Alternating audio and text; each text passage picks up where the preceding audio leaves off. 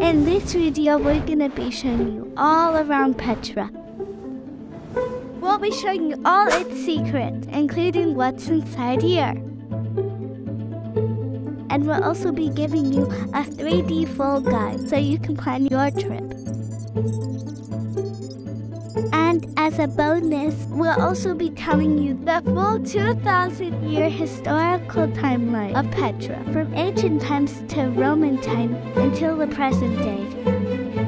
Basically, we're gonna be telling you everything about Petra. Me and my sister have never visited Petra before, even though we're half Jordanian. We visited with our Uncle Salim and Auntie Randa. They're Jordanian too. Thanks for taking us. Our journey starts at the Petra Visitor Center. I'm in Petra. Let's go inside. I think this way? At the Visitor Center, you can buy souvenirs or get a headscarf like my cousin Tana. You'll see lots of Indiana Jones shops, because that's the movie that made Petra famous and really put it on the map. Well, we made it. You also have to buy our tickets here, and there's lots of maps. The tickets are 50 JD. You can also rent a golf buggy or a horse. We took the golf buggy. But inside Petra, there are lots of different types of transportation.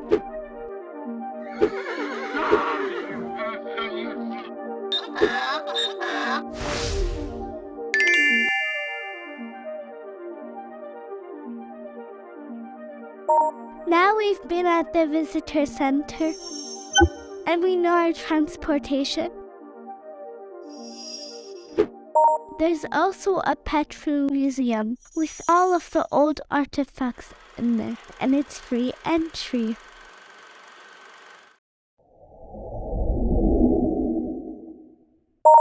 So next we're gonna visit the most famous parts of Petra, the sea, which leads to the Treasury. In Arabic they call it Al-Kazma.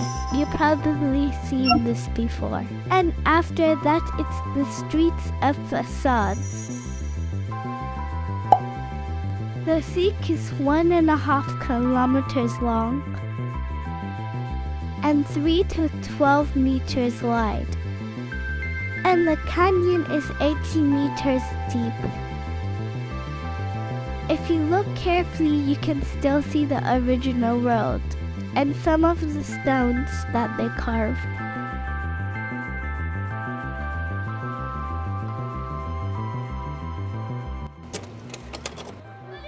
And here we are at the Treasury. We finally made it.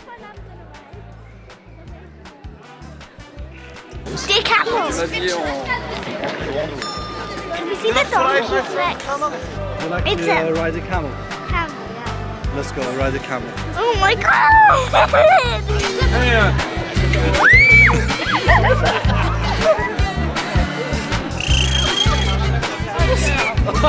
Oh no!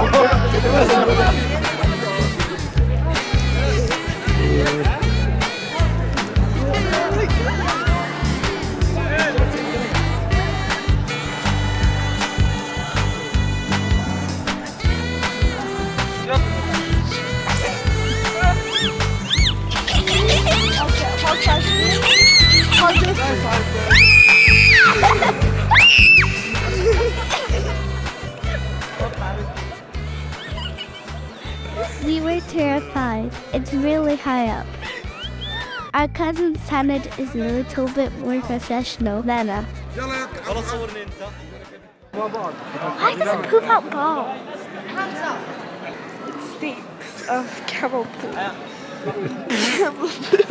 And as promised, here is inside of the Treasury. It's basically a lot of tombs carved out of stone. But at the front, on the top, there are some bullet holes on the walls. That's from people shooting it because they thought gold was inside.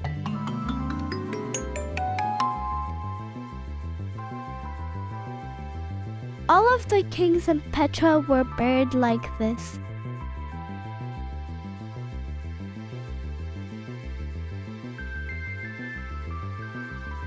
And recently, they found tombs underneath the treasury.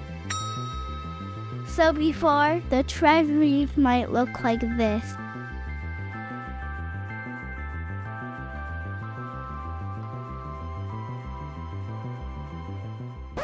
There's also a secret side quest here. If you turn left at the treasury, you'll see this pathway leading up the mountain, and this leads to the high place of sacrifice. You can see it here on the map. Quite a difficult climb, as you can see, but apparently the view is very beautiful. Anyway, now we're finished here. We're going to the streets of facades because me and my sister want to go inside some of the houses to see what they look like.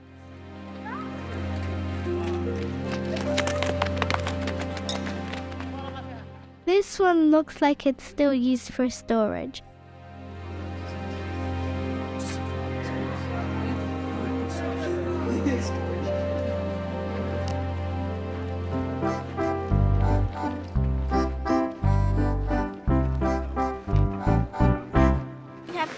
To me, I'm going this way. Where should we go? And go, up and go, over the deep blue sea. We're going inside a house. As you can see, there are lots of old houses here. Let's go explore.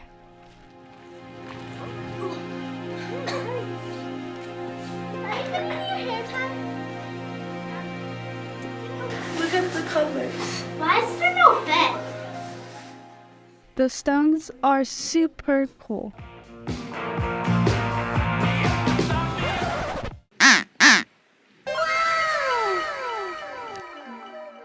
Next, we're starting to move inside the city of Petra, where we'll see the old Roman theater.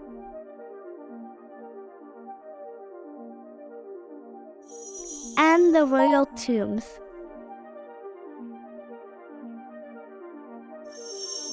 And we got this picture of Petra, so you can see maybe what Petra used to look like.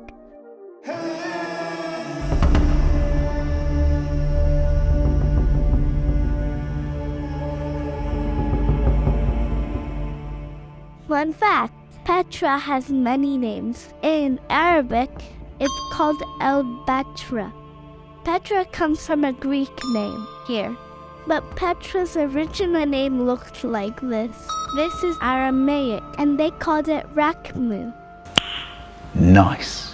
The royal tombs are quite high up. Be ready to do lots of walking and climbing in Petra. Make sure you wear comfortable shoes, and your shoes will get sanded, I'm guaranteed. The tombs have nothing inside, but you can go in and see the rocks and patterns they made on the stone. And then we headed to the Roman theater. This theater used to be able to seat 8,500 people.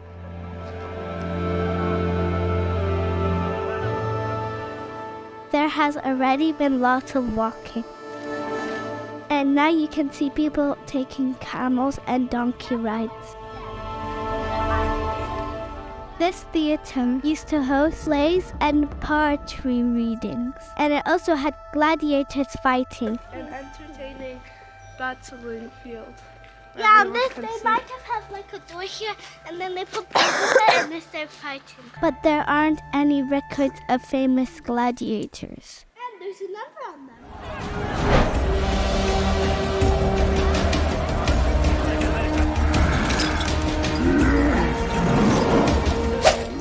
Do you mind?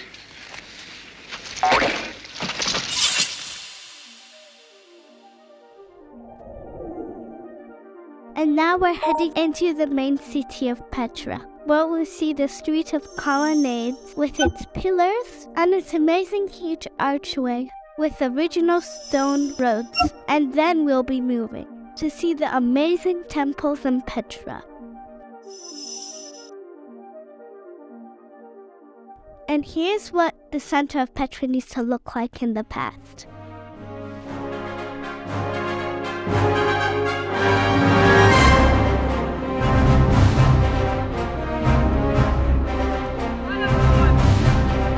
I think this used to be a treasure chest, but it's been split in half.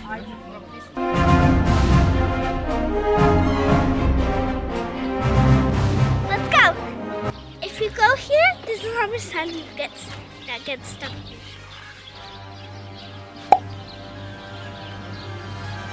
This is only one of the archways that would have been on the street. And we found some nice friends here, including the shy donkey that was hiding from someone.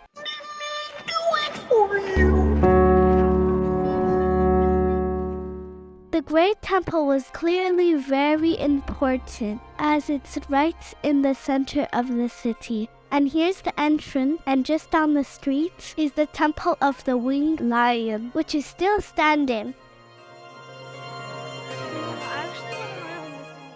And after these, the next part of our trip goes upwards. The trail after this part is pretty difficult. The monastery is usually the last place that people visited in Petra. In Arabic, it's called Al-Dir. And from here, you have amazing views of Wadi Araba.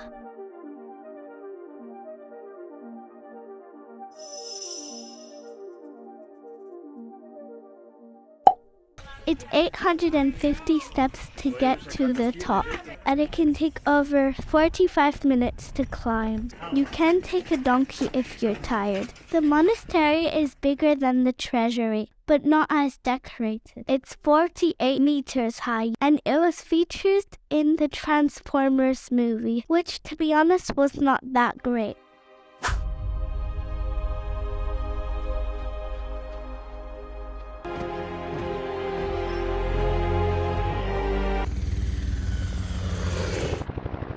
Jordanians! We got help!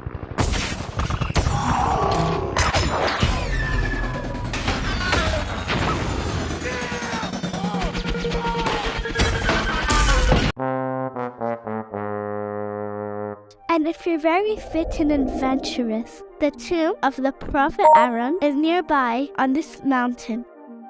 But from the visitor center, it's a 27-kilometer hike. I don't think many people have been there since it's such a long hike. The Prophet Aaron was Moses' brother. He was mentioned in the Bible quite a few times. Here's a summary of each of the Petra trails we just saw. At 11 kilometers from the treasury to the monastery was the main Petra trail. This trail reaches 1,000 meters in altitude. The side quest trail is much shorter at 3.9 kilometers, and it also reaches just over 1,000 meters high. And the last trail we just saw to Aaron's tomb is 27 kilometers, and it reaches 1,400 meters in altitude. As you can see, Petra is very large, and it can take days to see everything.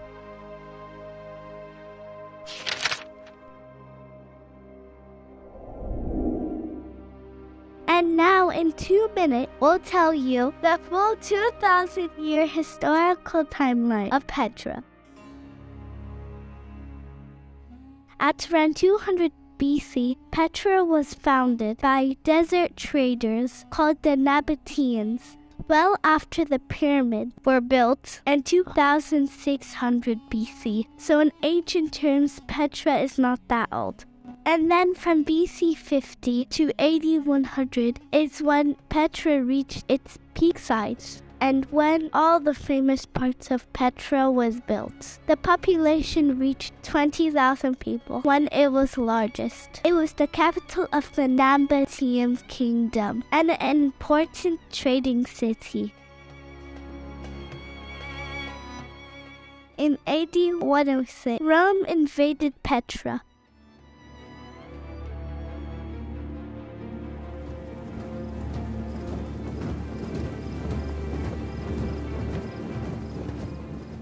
and the kingdom of Petra was taken into the Roman Empire.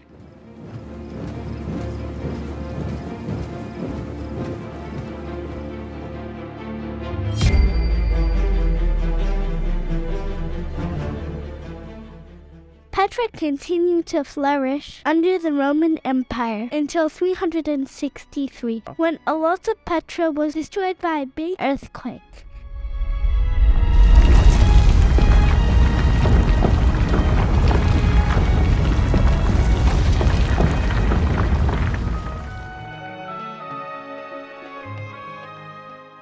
During the Byzantine and Crusade period, Petra had a few churches and small castles built, but it started to decline, and less people lived there. And it was mostly inhabited by desert nomads until 200 years ago, when Petra was rediscovered by John Lewis Burckhardt, a Swiss explorer, and it was given UNESCO World Heritage status in 1985.